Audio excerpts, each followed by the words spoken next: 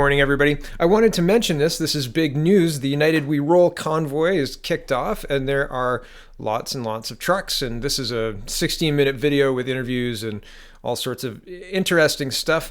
I'm not officially affiliated with this at all. I just find it very interesting that the morphing of the protests, and I think this is a very Canadian version of a pipeline protest and of I won't say yellow vest, but it's born of the same frustration. It's in the same ballpark.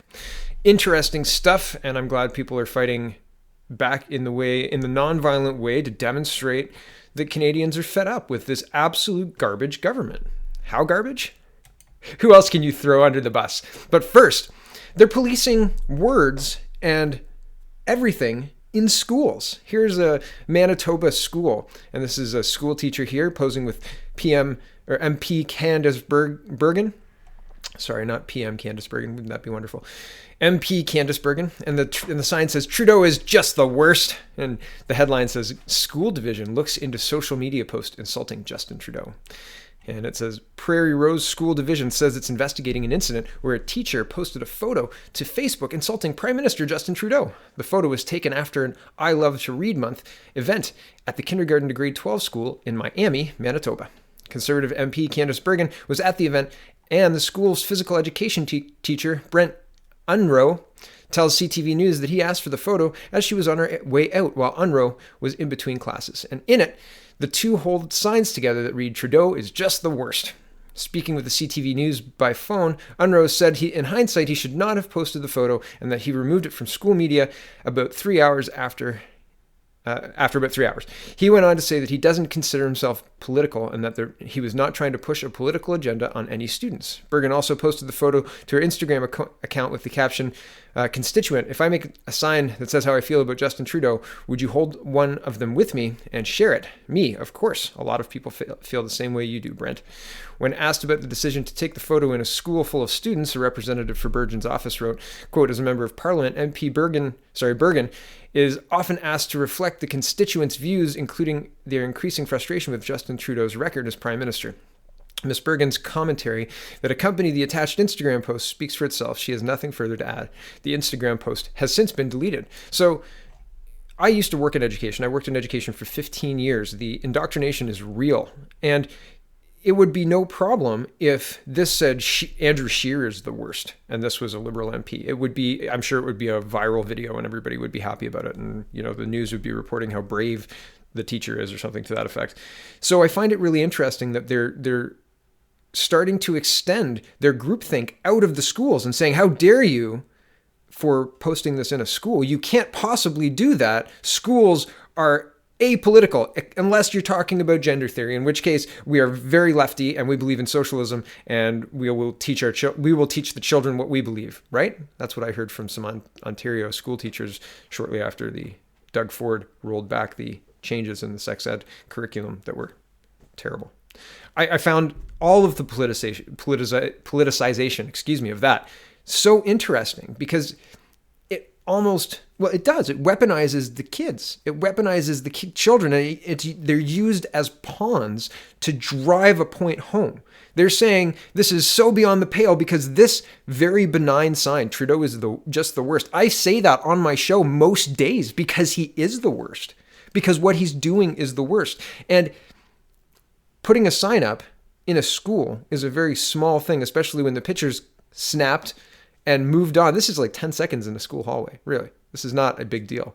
So it's very interesting that the school board is making it into a big deal. They're investigating this teacher, and the teacher says, "Oh, no, I shouldn't have done that." Why not? Why not? Please justify that. Why not? Because politics touches everything, right? Funding is provided to schools from government, right? Government issues what kids are educated. And the government is supposed to be listening to the people, but as evident by the Liberals' rule in Ontario, they were very, very good at structuring public consultations in a way that they got the answers they wanted. And then they did whatever they wanted anyway, regardless of what the public said. So this is just another way to publicly shame people and let people know what's acceptable and what's not. This is absolutely acceptable, 100%. And if he went into the classroom and then started his lesson with Justin Trudeau is the worst, now everybody start stretching. No, that's not acceptable, right? Just the same as if he said Andrew Scheer was the worst or whatever. Not acceptable. But this is, you can't even tell it's a school except for the bricks. And it could be any public building, really. So there's no school branding. There's no anything. The teacher could be anybody, right? There's no school branding on his shirt. They're making something out of something that is nothing in order to drive the point home. You better bang that drum because there's something wrong with saying Justin Trudeau is the worst in the school. Why? We should be able to have rational conversations. And what Justin Trudeau is doing is the worst. He's the worst. That's a rational conversation as far as I'm concerned. Thank you, Mr. Oh, I've forgotten your name now. Oh, man. Unrau. Thank you, Mr. Unrau. Don't back down. They're going to try and shame you. And don't be shamed. You're in the right. They're crazy. Okay. Here is Justin Trudeau trying to throw, I can tell you, anybody under the bus, anybody at all. And he spends the first 15 seconds, and I wasn't going to show the first 15 seconds because it's a waste of time. But this is how rattled he is. He looks kind of shell-shocked. He looks kind of scared, and he explains what a cabinet shuffle is. We had a member of our team leave, so we had to do a cabinet shuffle. And So this is the leader of the country. Do we want to continue this? This is a farce. I'm waiting for the adults in the room to come in and say, oh, all right, buddy, it's okay to resign. It's all right to step down. You know, you're out of your depth. We get it. It's all right. Please. Here's Justin Trudeau on, if only Scott Brison hadn't stepped down, this whole thing wouldn't have happened. The reason we move forward with the cabinet shuffle. One of the senior members of our team stepped down, and we had to move things around on the team.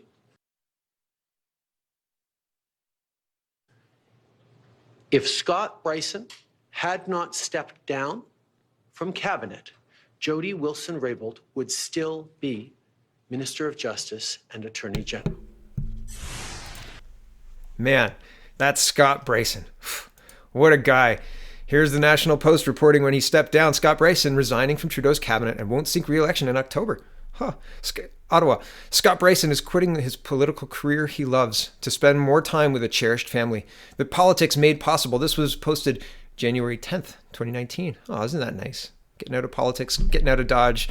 He's also, had he stayed, he would have had to testify in the Mark Norman case. So that's uncomfortable, but whatever, carry on, Mr. Brison. Sorry if I've got your name wrong. And, let's fast forward to yesterday. Former Liberal Cabinet Minister Scott Brison joins BMO. What a nice day to join. So January 10th to February 14th, that's enough family time. Done. I'll see you guys later. I'm going to go back to banking. We'll see you later. Interesting. Okay, this video is already long enough, and I was going to do a Maxime Bernier tweet roundup. I'm going to do that next because I think I can split this into two videos, and well, that's just fun to do. So thanks for watching, everybody. Check out the People's Party of Canada. This corrupt government, this absolutely clueless government who we cannot even manage a cabinet shuffle during some of the most politically fraught times. I mean, that's the time where you shine, right? That's the time where you put people in place who can get it done. And what he did was put people in place who could get that illegal thing done that they made legal just recently, that Jody Wilson-Raybould said that she wouldn't do. But if that Scott Brison didn't step down, man, none of this would have happened, right? It's Scott Brison's fault, or it's that WikiLeaks guy's fault, or it's that somebody else's fault. It's never Justin's fault. Not Justin's fault. Couldn't possibly be that he's completely out of his depth. Thanks for watching, everybody. And stay tuned. There's going to be a Maxime Bernier tweet roundup coming right up.